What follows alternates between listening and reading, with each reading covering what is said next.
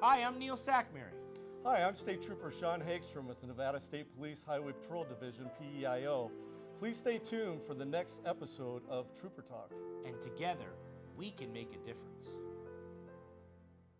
Here we are live at the 360 Vegas studio with this edition of Trooper Talk. We have a lot of cool things that are happening here. Let's everybody introduce themselves so that we know who we're dealing with now, right? I'm State Trooper Sean Hagstrom, and I'm the PIO for the Nevada Highway Patrol. You, sir, are who? I got to introduce myself a little differently today. My name is Corporal McClarty. I was the prior recruiter for Nevada State Police. Corporal. And what's your new job now? Right. Well, now I'm one of the training corporals at the Academy for Nevada State. We are very happy to have you here in this type of uniform. And you, sir? I'm Sergeant Ted Chkowski, and I'm the motor sergeant for Nevada Highway Patrol Southern Command. One of the shows that I watch at the evening is about the courts, right? And so what they do is they show like the judge, and then they show like, the person, and sometimes it's, the person gets crazy. But one of the things that's really heartfelt is when someone loses their life and they have the victim impact statements of how it is that person impacted their life. And so we know from Trooper May about the kids that are growing up now without a father, right? Yeah. Trooper Felix and Sergeant Abate. I mean, they come on to the Trooper Talk, and now they're not here, and like it's really it's a tragedy, and we need to make sure that this type of thing never happens again, and that's why we need to stop the impairment and the speeding while we're driving. Absolutely. We have rideshare, Uber, Lyft, taxis, buses, and let's say you take a designated driver or you have somebody designated for that time. We're not saying don't have a good time during the holidays. We're not saying don't drink and have a good time. Just don't get behind the wheel. I mean, we've talked about it before. We live in Las Vegas, the entertainment capital of the world. We want people to enjoy themselves and have fun. But always make sure you have a ride. Don't get behind the wheel, and that's all we ask. And it's a very simple thing.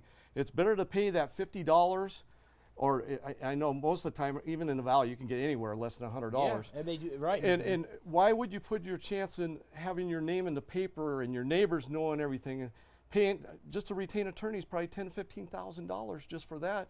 Then you have to have a specialized insurance, and then you don't know if. You could end up, if it's a serious injury or death, you could be looking at jail or prison. Right. And there's just numerous things that doesn't come out good. And if you have to drive to work, if you get suspended for how are you going to get to work and have your job if you're going to be out there drinking and driving? So it's just not worth it. What I want to talk about is this. All the time you see in the cars, right, going by the latest radar detector and stick it on the windshield, plug it into the cigarette lighter, drive down the road at 100 miles an hour, and you won't get caught.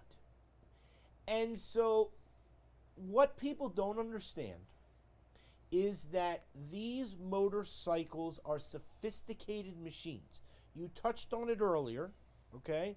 But people need to know you have front radar and rear radar. So when you're coming up at 120 miles an hour from the back, you're busted. One of our main focuses with the motor squad is targeted enforcement, like the stuff that we do here. That picture's from actually last week. It's from the Southern Nevada Traffic Task Force, and then this is just some examples. And this is the LiDAR I was talking about. So it's a magnified optic, 10 times magnified optic, and so we can pretty much shoot out. It's got a distance of 2,500 feet. So we can shoot out typically around like 1,000 to 1,500 feet is where we're pretty much hitting people at as far as the LiDAR. And so the LiDAR, it shoots a laser out, and then it bounces off the car and then comes back. So when it refracts off the vehicle is what they call it. The thing is this, that people have these cars that have the small tires that are not rated to go this speed, and I see it all the time in the people with the trucks that are going, like, you know, when you go on the freeway and they're at 100 miles an hour and the trucks are like this because they're trucks. You know what I mean? They're not made to go around a curve like a NASCAR driver at 100 miles an hour, or the little car. And it's like, you know, I get very scared because all that needs to happen is this person not prepared for their tires or whatever, and all of a sudden they have a blowout.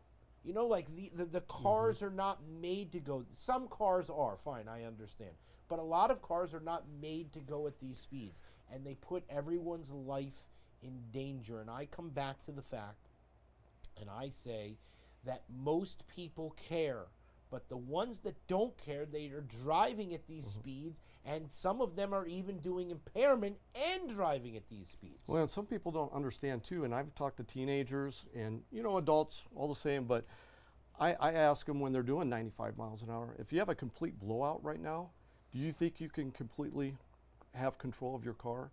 Because a lot of people panic, they overcorrect. Yeah. And guess what? Out here in Nevada, especially in the rurals, once you get in that gravel and it starts to furrow in, that's the actual weight of the car furrowing into that soft dirt, it's a rollover every time. If you don't have your seatbelt on, you're either going to get ejected or you're going to have some serious injuries, if not death, inside your own car there. So I ask a lot of people that, and they come back and tell me the honest answer, no. Then why are you driving this type of speed? Yeah. You know what I mean? Because a lot of people cannot control their cars. They don't have the training or the ability that they know that the speed of that car, even if you try to slow it down, you got that weight and that momentum going, it doesn't just stop on a dime. You know, I mean, we've talked about that with trucks too. People, you know, that's a whole different segment. But it's We're going to very get that in important. next time. People have Absolutely. to know that when they're driving at these speeds, but they put a speed limit because that's the speed you should be going. Absolutely. You know what I mean? They've It done doesn't say studies on it. 35 for you to do 70 because you want to drive fast. Trooper Talk, we just finished episode 172, which is just over 3 years of filming. Okay? And so when it comes to you doing what you're doing, I always say that from the colonel to the lieutenant colonel to the major, all the way down, the mentorship that is provided on every facet of what it is that they do is tremendous, and it will be so memorable because those people, and I don't mean people as in men or women, right? But they are going to have for the rest of their life, and you're going to be there. And you're going to be the guy that helped them to do push-ups, then did the academy with them, and really set them up to be fantastic for whatever they do, which is to be a trooper or parole and probation for the first couple of years.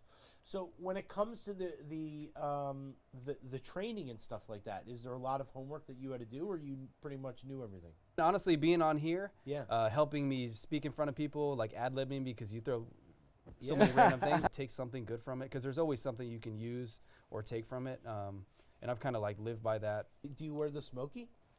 I have not yet because I'm still a little lacking on some of the uniforms. Oh. But you will wear one of these. Yeah, so I have one. I just need to change the badge on the front. Oh. Yeah. One of the things that's very cool is that we know each other from when you do the joining forces with Lieutenant Campbell and all that type of stuff. And you are out there on your motorcycle where most people have 4 wheels and a car to protect them.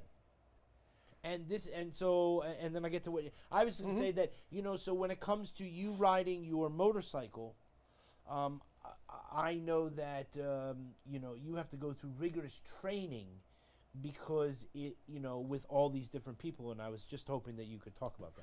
Yeah, so when someone's off of probation and they're selected to go to the motor squad, whenever we're recruiting within, and someone goes to the motor squad, they go to a 4-week motor school, which is put on by Vegas Metro, Las Vegas Metro. And they got a great staff over there.